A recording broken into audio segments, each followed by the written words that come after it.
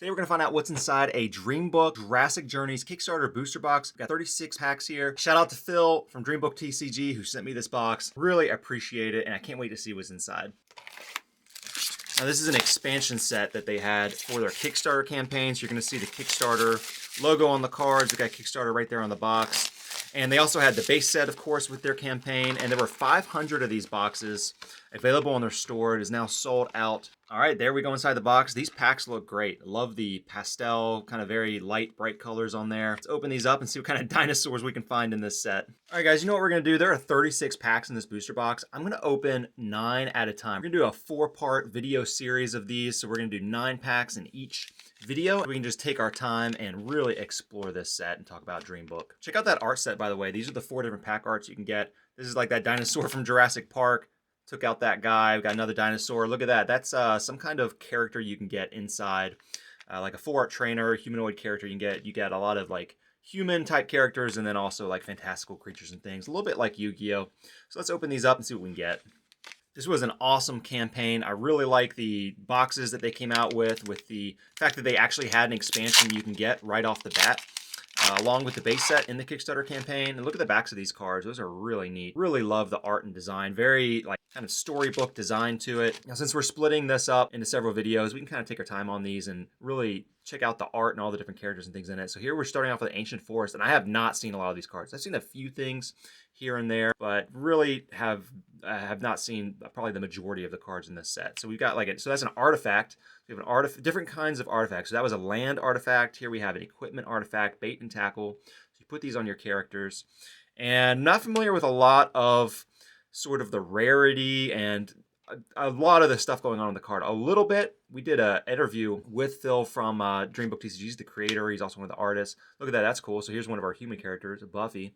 And he was talking about how Yu-Gi-Oh was a big inspiration or influence for this. And I can see that, okay, so we have a rare, some kind of hit there. Look at that. Utah Raptor. Whoa, that's pretty cool. I wonder if that's like a cryptid, some kind of cryptid or something, because it's from Utah. Like, is that something, some kind of folklore there?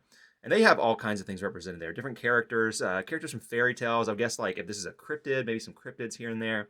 I mean, the base of this is like, or the lore behind it is like dreams, right? It's you're a bunch of weavers, they call them, who can summon these what are called figments with different creatures and things. And I mean, it's from dream worlds, right? So it's up to your imagination what can be in this game. All right, so I'm guessing that was some kind of hit, and then we've got the remainder of our cards.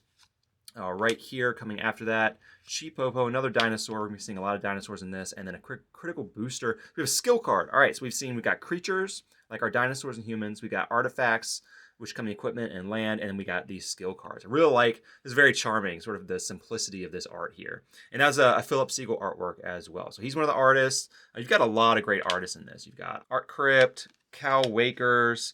As we're going through here, we'll name some of the other ones that we run into.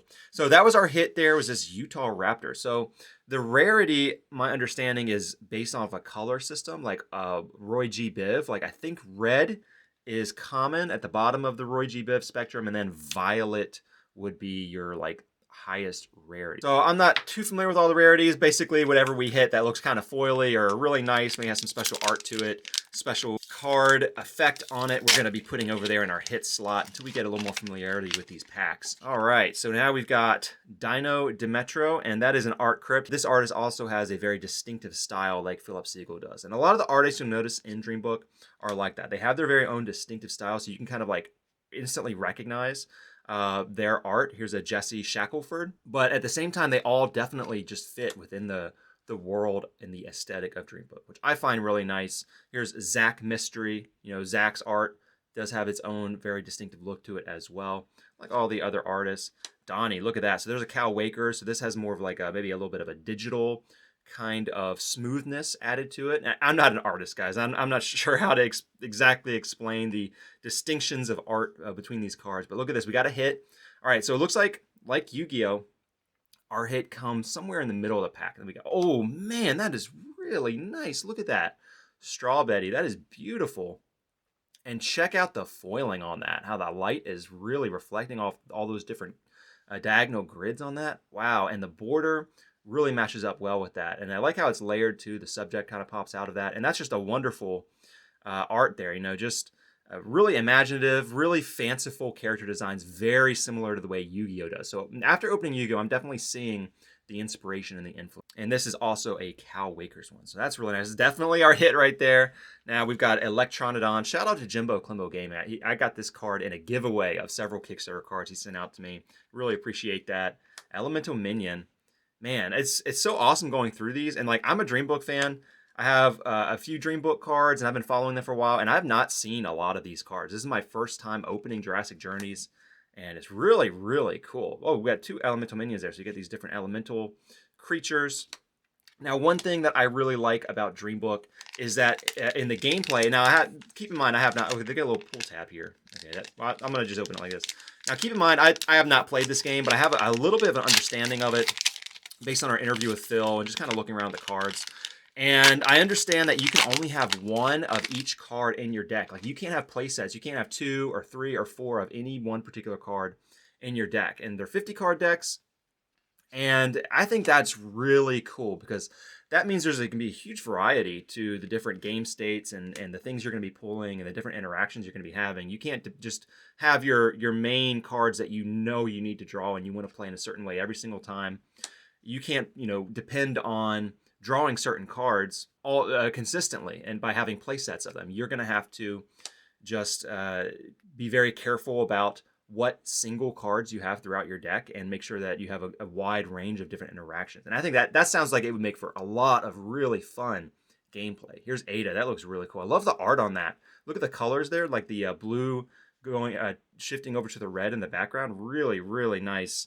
I mean, these artists, like in Yu-Gi-Oh, I mean, they know their color theory. It's very obvious when you're looking at the art that these people know what they're doing, and it just comes across. I'm not an artist, but it just, you can feel it looking at this art. I mean, there's a reason that their Instagram is very popular, that people love the spoilers, that there's a lot of excitement when a new card is revealed because the art is just, I mean, again, I don't even play this game, but the art is just stunning. And what was our hit there was, because we didn't get a foil, it was the first non-foil, was this Ada, I believe. So they see that gold lettering there, and all the other ones had these red letterings on them for these red colors for the rarity. So one of our different levels of rarity there, the non-foil. I don't know, remember the name of this. Is this Jurassic Jane or something like that? There's like a Time Police Jane, I think, in here that I've seen, which I think is a really high rarity that you can get. It's a really special card.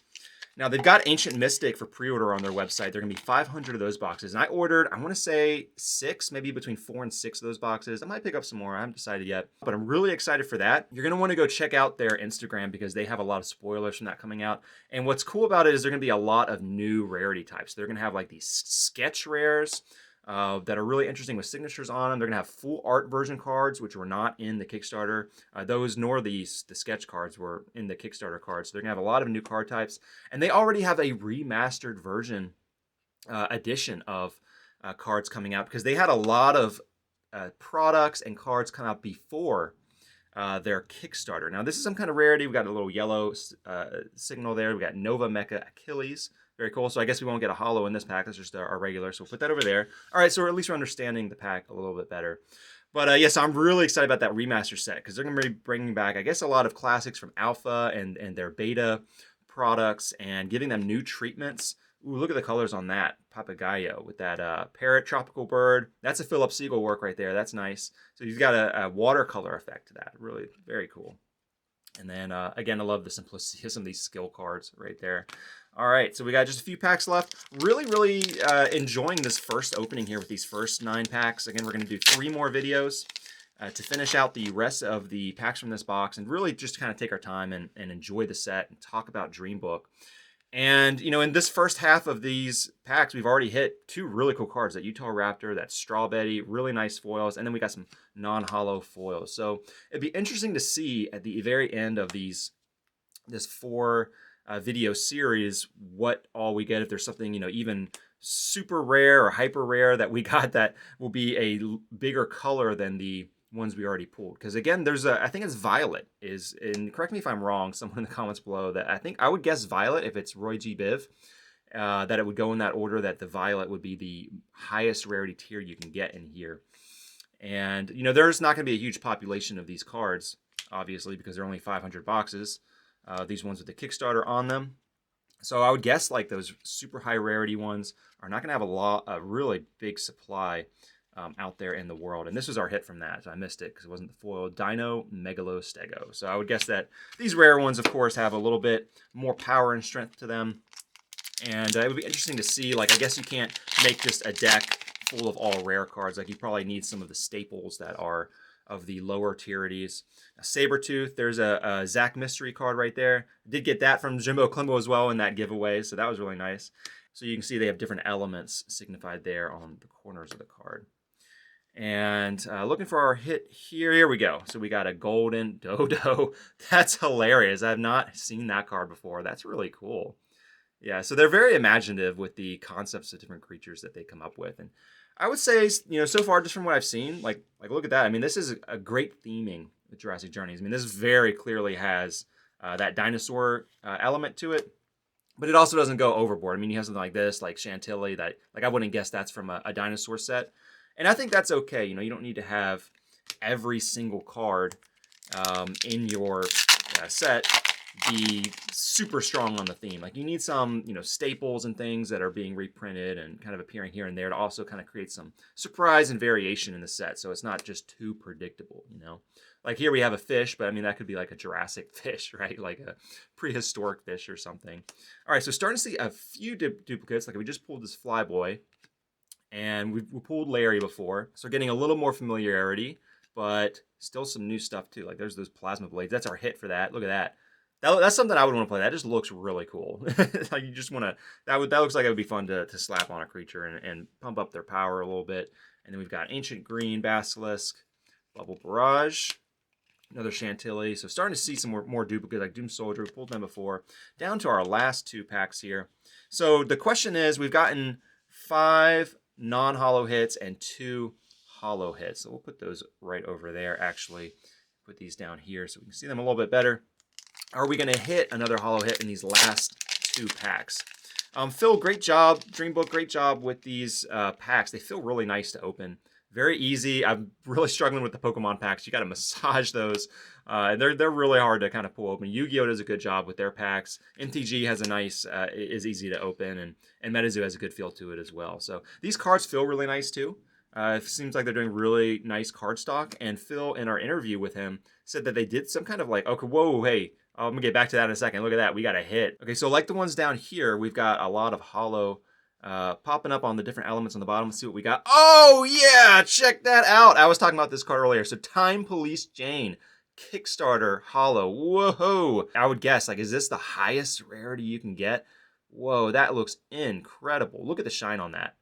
That is amazing. Love the art on that. And that is a Cal Wakers Time Police Jane. Really cool. So I guess she is traveling back in time on some kind of mission amongst all these dinosaurs. I don't know what's going on. But it's pretty cool. A lot of crazy stuff going on in this Dreambook world. I love it. All right, now we got Ancient Green Basilisk, Bubble Barrage, Skill, and Chantilly, and Doomed Soldier again. Dude, I'm so happy with that hit. I'm glad we didn't just blow through this whole booster box. I bet we're going to have quite a few other cool stuff to pull with our other videos, with our other packs that we're going to be doing. So we've got, looks like 3 hits per maybe 9 packs, and these are mixed up a little bit. So I did mix up the packs, so it's not like, you know, I don't know what the track, if it's like track printing or some kind of a printing pattern to these, but I did mix up the packs a little bit to get a variety of the art on the booster packs as we're pulling these. So, you know, who knows what we might be pulling. We might get a whole bunch of hollows in a row, or they might be spread out a little bit, and I don't know what the printing is like. Maybe it's more random than that, so it's hard to predict. We got Marmaduke, and then here's our rare Timoteo, Soul of the Rising Sun. That takes me back to like Ixalan. You know, they had that sort of like, I guess, Aztec or Mayan kind of theme to the cards mixed in with dinosaurs. That's pretty cool. So we're going to put that down there. And then we've got, that's another one of those like similar kind of themes, with the Pon, Redondo, Skeleton Puppeteer. That's really grim. I like that. That's cool. And then look at the colors of that, like the purple and the red. Like they're using analogous colors here, with the purple going to pink to red. That's really, really, really nice. And it just really pops. Wow, I like it. And then wand. You'll notice too, like the dark border, inner border of the card is matching up with their element down here. and that is consistent with the other cards as well. Guys, this was an awesome opening. 3 great hits, really great introduction to Jurassic Journeys. Cannot wait to open more of these packs. Make sure you're all subscribed so you don't miss the rest of this Dream Book Jurassic Journeys opening series, and I'll be seeing you in my next one. Thank you.